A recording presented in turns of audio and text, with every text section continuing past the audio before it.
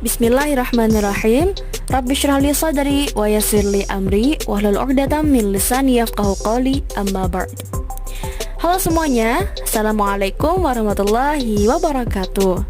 Perkenalkan, nama saya Nur Anissa Khadijah dengan NPM 21140142. Pada kesempatan kali ini, saya akan mempresentasikan makalah yang telah saya susun untuk memenuhi tugas mata kuliah pengantar studi Islam yang diampu oleh Bapak dosen yang saya hormati, yaitu Bapak Abdul Hadi SAG MAG.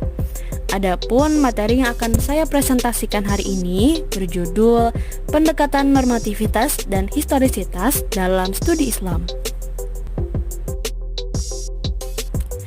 Baiklah, langsung saja kita masuk pada materi yang pertama, yaitu pengertian normativitas. Jadi, kata normatif ini berasal dari bahasa Inggris norm, yang berarti norma ajaran, acuan, ketentuan tentang masalah baik dan buruk, dan yang boleh dilakukan dan yang tidak boleh dilakukan. Pemahaman Islam secara normatif ini bersifat doktriner, yaitu bahwa agama Islam sebagai objek studi diyakini sebagai sesuatu yang suci dan merupakan doktriner-doktriner yang berasal dari ilahi, yang mempunyai nilai kebenaran yang absolut, mutlak, dan universal, serta melampaui ruang dan waktu, atau juga sering disebut sebagai realitas ketuhanan. Dengan kata lain, Islam normatif ini merupakan Islam yang ideal atau Islam yang seharusnya. Bentuknya itu berupa aspek tekstual Islam, yaitu aturan-aturan Islam secara normatif yang termuat dalam Al-Quran dan hadis, yang kebenarannya itu absolut dan tidak dapat dipersoalkan. Al-Quran dan hadis ini mengundang nilai-nilai yang sakral sehingga tidak bisa berubah sampai kapanpun. Kemudian kita lanjut pada materi yang kedua, yaitu pengertian historisitas. Historis ini berasal dari bahasa Inggris, yaitu history, yang bermakna sejarah, yang berarti pengalaman masa lampau daripada umat Islam. Islam historis ini berarti Islam yang tidak terlepas dari sejarah kehidupan manusia yang berada dalam ruang dan waktu. Mereka berpegang teguh pada peristiwa atau kejadian yang berkaitan dengan ajaran Islam. Di antara cakupannya ialah sejarah proses pertumbuhan, tokoh-tokoh yang melakukan pengembangan dan penyebaran agama Islam tersebut. Adapun menurut Muhammad Amin Abdullah dalam buku yang ditulisnya yang berjudul Studi Agama Normativitas dan Historisitas, Islam historis ini adalah Islam yang ditelaah lewat berbagai sudut pendekatan keilmuan, sosial, keagamaan yang bersifat multi dan interdisipliner, baik lewat pendekatan historis, filosofis, psikologis, sosiologis, kultural maupun antropologis. Nah, melalui kajian ini, seseorang akan diarahkan dari alam idealis ke alam yang bersifat empiris dan mendunia. Dari keadaan ini, seseorang akan melihat adanya keselarasan, bahkan kesenjangan antara yang terdapat dalam alam idealis dengan yang ada pada alam empiris. Dan pendekatan kesejarahan inilah yang amat dibutuhkan dalam memahami agama, karena agama itu sendiri turun dalam situasi yang konkret, bahkan berkaitan dengan kondisi sosial kemasyarakatan.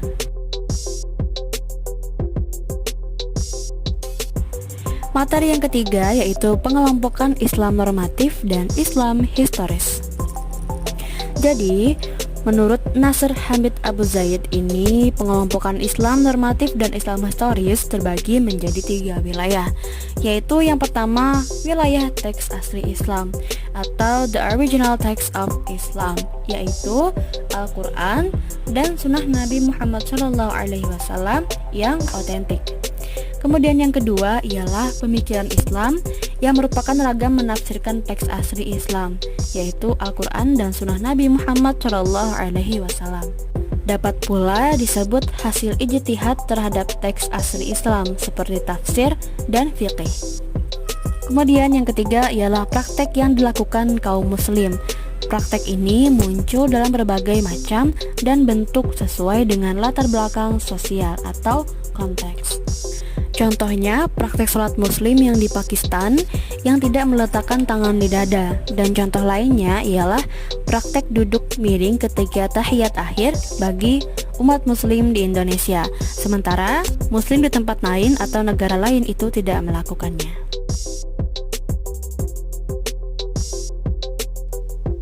Materi selanjutnya ialah hubungan pendekatan normativitas dan historisitas.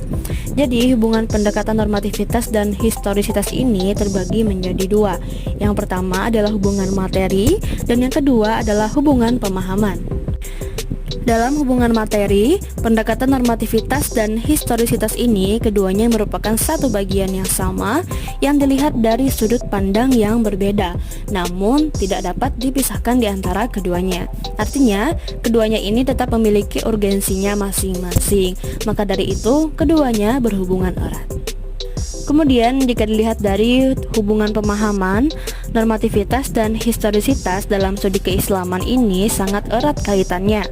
Dapat dibuktikan bahwa semua ilmu pengetahuan bersumber dari Al-Quran yang menyangkut tentang normativitas, sedangkan ada suatu bidang studi yang secara khusus mempelajari tentang sejarah yang di dalamnya membahas tentang topik-topik kesejarahan, baik itu berupa bertempat bersejarah, waktu sejarah tersebut terjadi, dan siapa saja pelaku yang terlibat dalam peristiwa sejarah tersebut.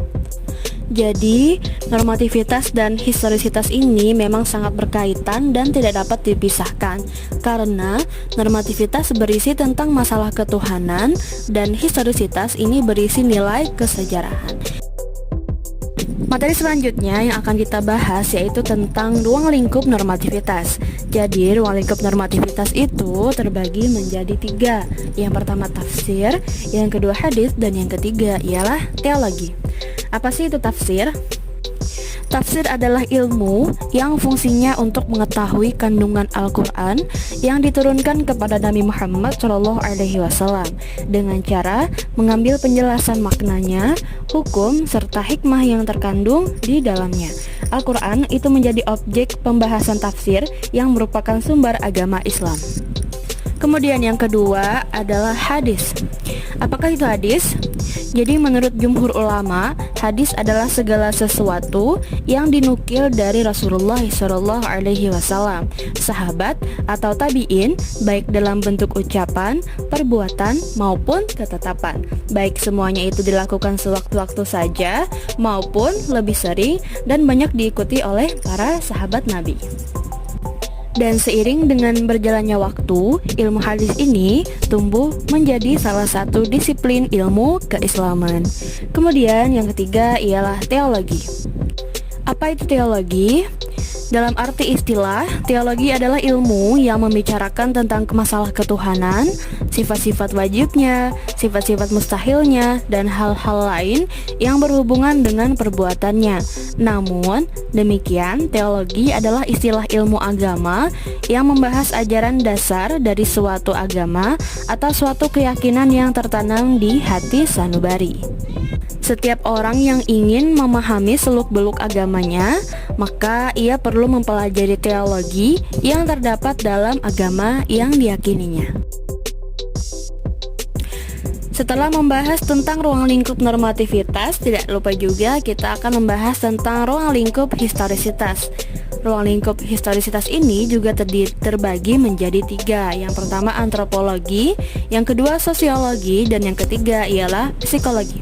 Kita masuk pada ruang lingkup yang pertama yaitu antropologi.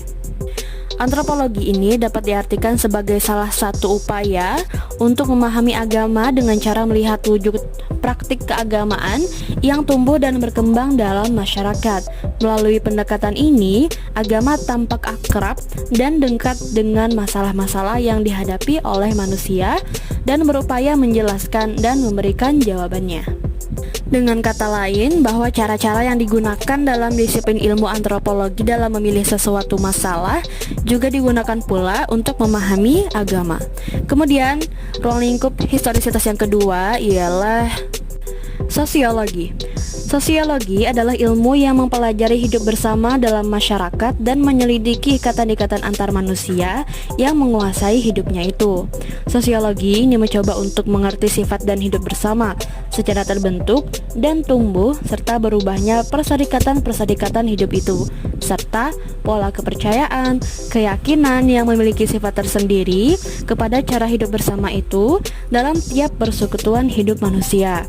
Dapat juga diartikan bahwa pendekatan sosiologi termasuk ilmu yang mempelajari suatu nilai yang terdapat di masyarakat yang menjadi objek kajian.